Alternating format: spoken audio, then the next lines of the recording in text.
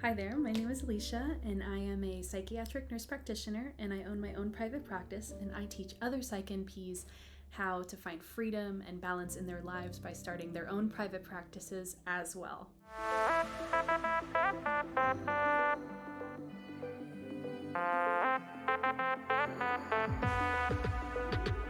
Today, you are going to do office makeup with me. It's going to be like about a 5 to 7 minute makeup routine. And we're going to talk about if there is an element of luck in who succeeds in private practice and who doesn't. I hopped out of the shower and realized that I needed to get to the office because my husband and I were carpooling and I needed to get to the office quickly for his schedule, and so I brought all my makeup with me to the office because I could not finish getting ready at home. So let's get into it. First, we're going to start with Glow Screen by Supergoop. So the reason that I decided to do this topic is because I keep getting people saying this to me. And I'm like, okay, maybe this is an FAQ, frequently asked question. Maybe this is just something that people are curious about, or something that's kind of like, unfortunately, a doubt that's in a lot of people's minds, that there are just some people that are lucky. And unfortunately, I think, and this is not a bad thing, but I think where this is coming from is that it kind of absolves people of any control, if that's the right term to use. I think really one of the only bad things you can do in private practice is like giving up too soon. Because I have had several mentees that just have a lot of grit and like, something's not working, it's not working, it's not working. Actually, I'm gonna do an interview with one of them to post here on YouTube because I think it's really helpful for you guys to see someone where things were not working, because I tell you there was parts, and I'm going to talk about that in this video, there were parts for me that were not working. I think a lot of people see me as like, maybe I was just lucky, and people say, I could never be that couldn't be me, I'm not lucky like that, or whatever. We're going to talk about it because the short answer is no. I think that you make your own destiny. I think luck has a little part in it, and I'll talk about the parts where I was lucky and the parts where I wasn't lucky. But I think, yes, there's an element of luck, but no, it's not all luck. Milk Hydro Grip Primer. And to be honest with you guys, I'm no makeup expert. I don't know if I was supposed to do my sunscreen before my primer or my primer before my sunscreen, but here we are. Another area I think we should talk about is why I think people keep thinking this about me. Not just that they want to kind of throw up their hands and say, it's just luck or not luck, I have no control. Like, there's that element, but I think also it's something that people are seeing in me, and I think it's the confidence piece. Because I have heard some of my mentees talk about how they would book patients, and they kind of, some newer business owners will fumble a little bit. I'm gonna let this dry down a little bit. Some new business owners, when they're booking new clients, they'll fumble a little bit. They'll say like, oh yeah, maybe I could see you. I have some experience, but not a lot of experience. It's a confidence piece, and I think that's what people are seeing in me, that they're like, you're just lucky, because they see the confidence. And I think confidence is truly something that can be learned and developed. And that's a piece that I hope to instill in all of my mentees is, if a patient calls you and says, can you help me with depression and anxiety? And all of us psych NPs have seen depression and anxiety. You say, yes, absolutely. Absolutely, I'd love to help you, because the interventions, how to treat anxiety and depression, and it's that piece like, yes, I'm happy to give you some interventions that make a lot of people feel better, and I'm not going to give up on you. Patients really want to hear that. Like, if the first thing doesn't work, I'm not going to give up on you. And it's that confidence piece. And so I do think that I have come to a point now where I am booking more patients than I ever have, because I know how to be confident about my skills. And with imposter syndrome, most of us being women or people of color or LGBTQ, we're kind of like told to be small, right? And so as a business owner, when you're trying to book new clients, and if you allow yourself to sound small, patients are going to be like, can they help me? They're going to worry. And so I think that's the piece where people see luck, where I keep booking clients and I keep doing well and I keep being confident about it. I think that's the part. So we're going to move on now and talk about some other elements of this. And again, I want to reiterate actually before we move on that you may think that it's easier for me, but I don't think it's any easier for me than anyone else. Like, I have experience, you watching this video likely have experience, even if you're a new grad. Like, you had, like, when I'm thinking back, when I was a new grad, I worked with young men in the jail system, juvenile hall. I worked in that system, and so when people ask me, do you have pediatric experience? Yes, I do, because I was seeing these children basically independently.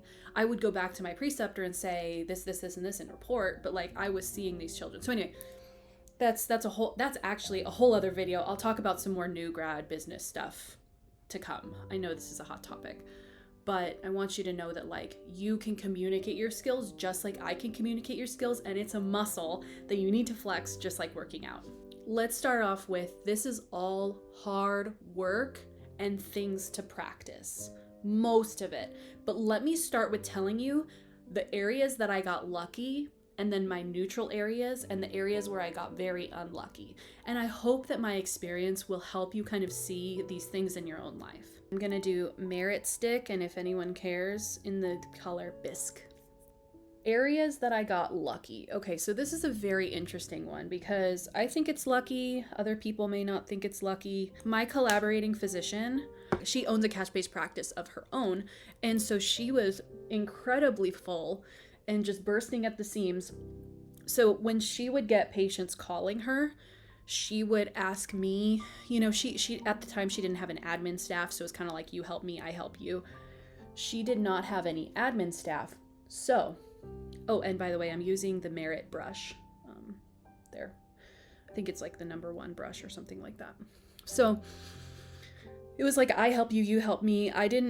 At first I thought like, I don't want to be a secretary, but then I was like, wait, no, she's trying to help me. So I called back all of her new intakes, and she told me that if any of them wanted to see me, I could book them for myself. And if any of them wanted to see her, to let her know, and she would take it from there. And what's really interesting is more than half, maybe 75% of patients, when I would tell them, oh, she has a waiting list, it's like over a month or whatever. Most of them honestly just booked with me because I was like, I have availability sooner. I'm a nurse practitioner. She and I work together. And would you like to get seen sooner and book with me?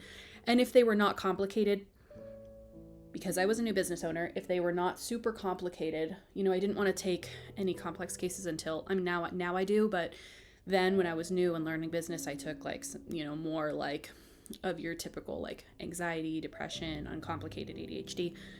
So if they were uncomplicated, I would offer them a slot with me, and 75% of them booked with me.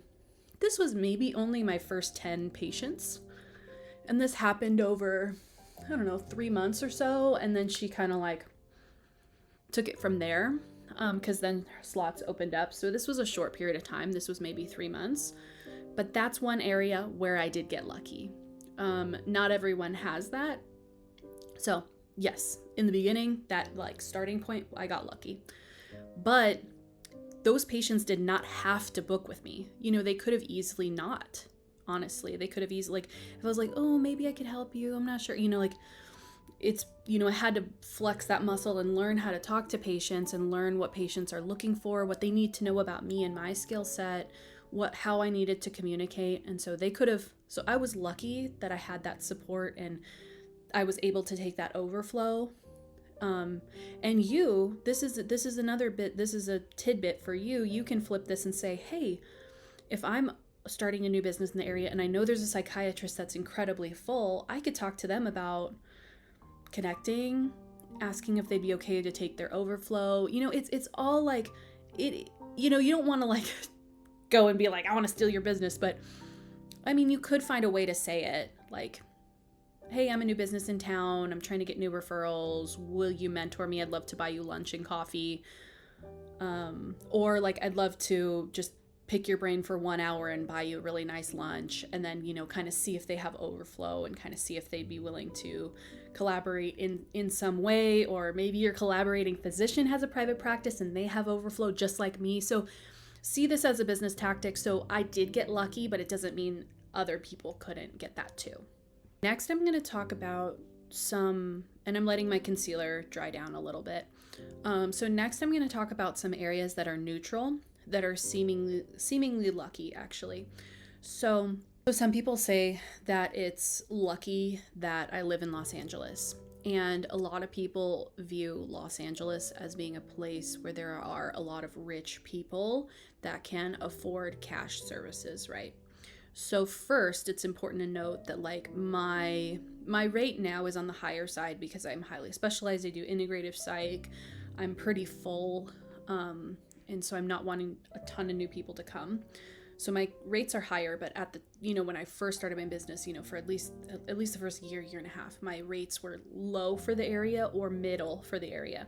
So I know some of you may kind of see that as a lot, but like most psych evals in LA by a nurse practitioner were about like $500 to $600 for an intake, and then like $250-ish for a follow-up, $200 to $250. And so I think, and I'm using the Hourglass concealer brush. This brush is incredible. It's just like fits so well for concealer.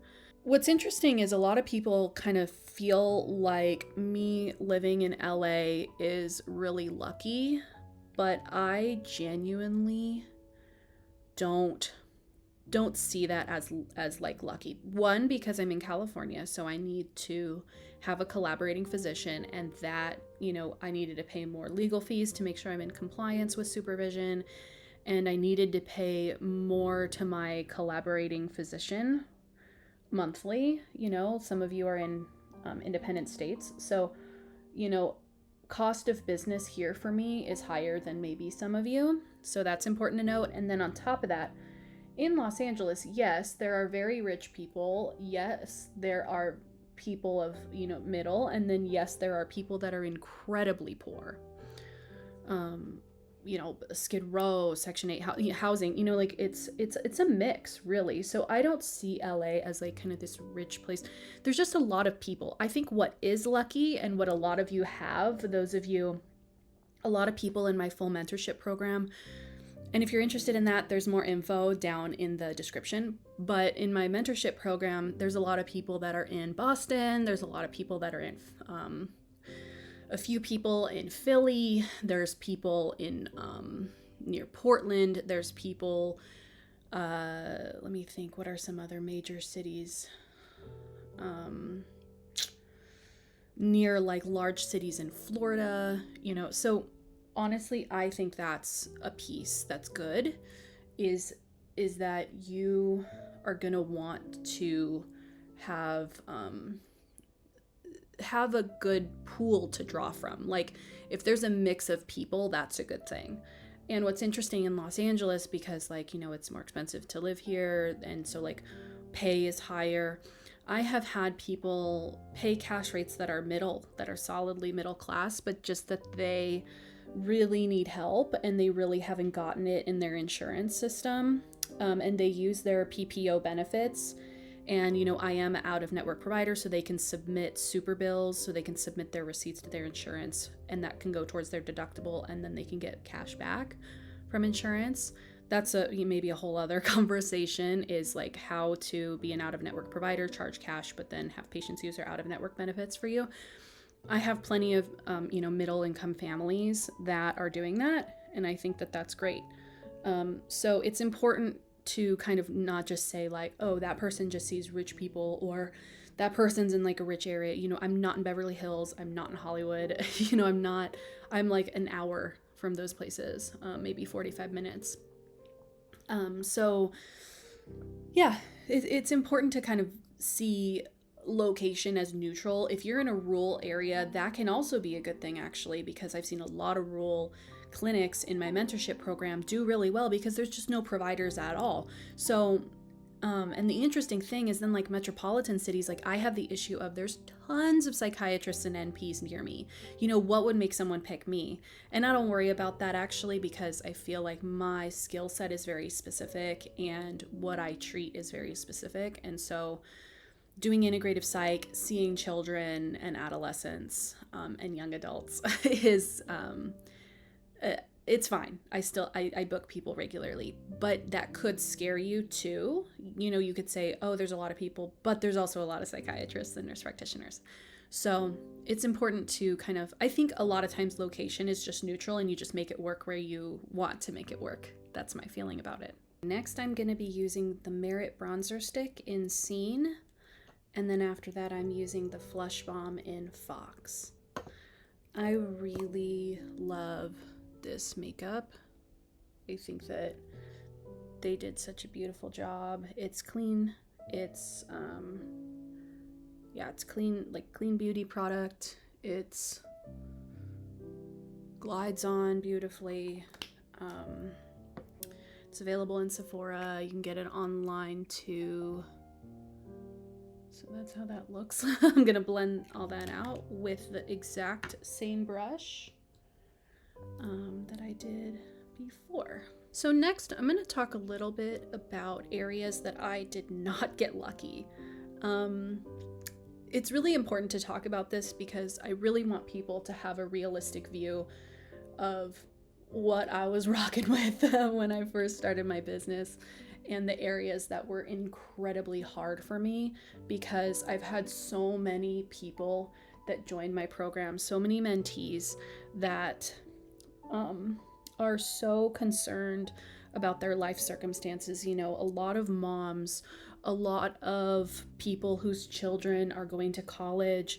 I think it's actually so beautiful when people join because their children are going to college and they want to be able to be mobile, and they want to be able to go see their kids,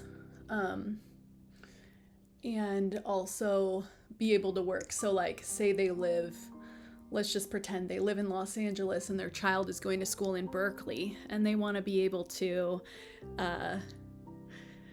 stay at their home in LA and also go hang out with their kid in Northern California and go to San Francisco. And, you know, I just think that's so beautiful when people want to be mobile for their children. And so a lot of these people will say to me, Alicia, my life is so complex.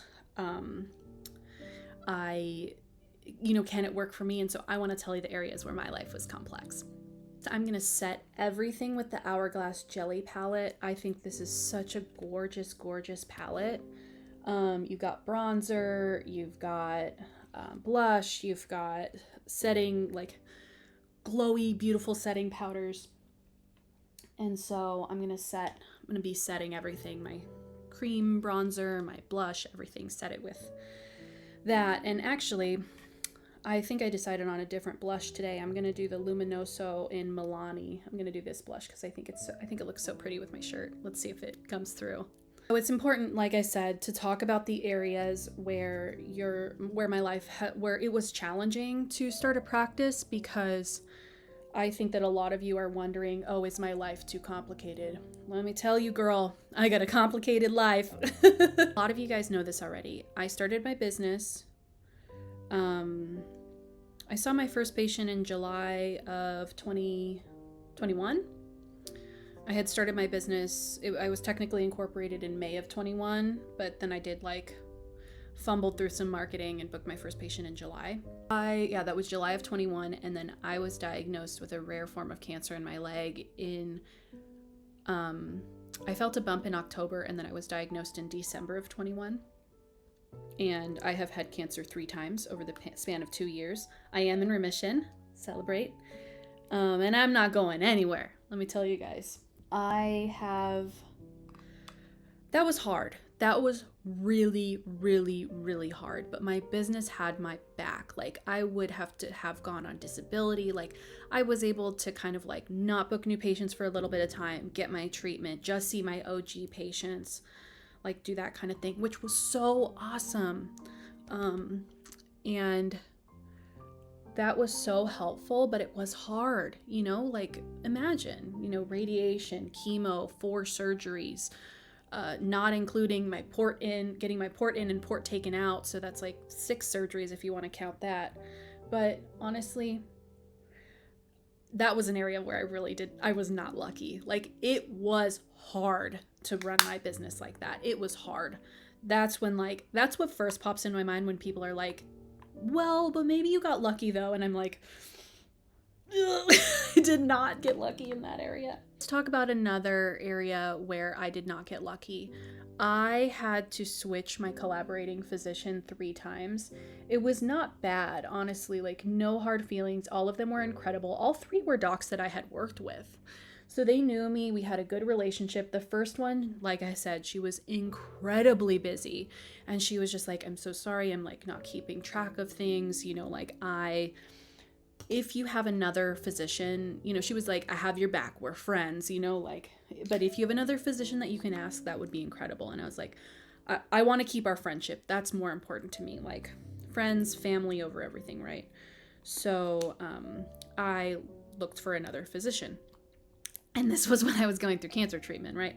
Then after her, I switched to a physician that, it was kind of last minute. And so it was a physician that I was working with at, like the first year and a half or 2 years, I was working a part-time job. And so he was my physician there. And, guys, I do recommend doing that. Don't quit your jobs to start a business, because then it just causes so much stress and panic to book patients. So make sure that you have, side income or whatever. And so then he and I kind of disagreed a little bit. He doesn't prescribe stimulants at all, and I actually didn't know that.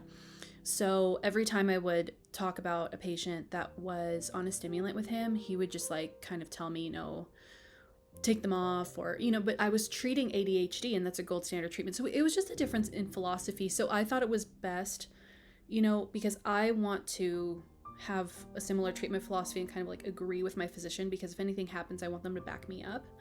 So I decided it was best, and he and I are friends too. So no big deal. Like, we still talk.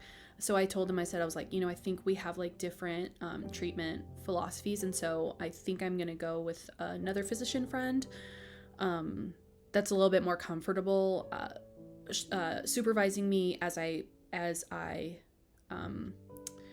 prescribe Schedule 2s. And he was like, yeah, no big deal. And so then now I'm with my physician that I hope to be with for a very long time, because it took me a while to really get with who I really wanted to be with, because like we're in this together. And so he and I used to work together. We have similar treatment philosophies. He's a wonderful physician. He's so knowledgeable. He's like USC, UCLA trained physician, just so knowledgeable. And I love to learn from him. And so I hope that we have our supervisor NP role relationship for a very long time. It's now been a year, and we're going good. And I think a year is the longest that I've had a collaborator thus far in my business. So that was an area where I did not get lucky, was in trying to find physician collaboration that fit. So most of you have probably seen me do this lip combo before. I absolutely love it. It is ColourPop in BFF3. It's a brown. And then I have Kat Von D, Caltrix. This used to be called Bow and Arrow. This is liquid lipstick. This kind of keeps it on all day, even after eating. I've had people where I'm eating with them and they're like, oh my God, what are you wearing? It's staying on.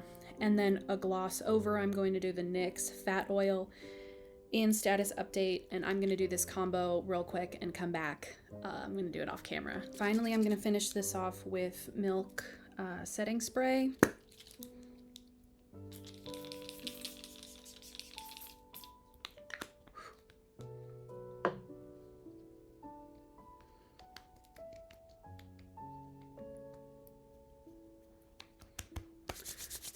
Okay, so this is the final look, guys. Real dewy, real pretty. I love this combo of mostly Hourglass and Merit. And so I would love if you guys could comment below the areas that you feel like you may get lucky, or areas where you feel like you're not going to be so lucky in business. I'm really curious to hear some of these hurdles or some of the things that you think are going to go well. I hope that it was helpful to digest some of the areas like this for me. And I hope to always be incredibly honest with you guys about the areas that I struggle, because I don't want you guys to get discouraged, because I have seen people make businesses work through so many hurdles. And so I want to encourage you that a very, very, very small portion, in my opinion, of this is luck. A very small portion. Most of the areas where you guys are seeing that I'm lucky were muscles that were built over time. And so if you feel like you need some help, sometimes a mentor can be incredibly helpful. There's the steps to starting a business, and then there's like the art of business, and the art of being resilient and adjusting. And so I hope to instill that in you. Should you become one of my mentees, I would love to help you build the business of your dreams as a psychiatric nurse practitioner. And as always, it really helps my channel if you subscribe, like, comment, all of the above. And I hope to see you guys in the next video. And also, as always, comment if you want me to do a different topic. I try to do whatever you guys say you want to see. So until next time, bye.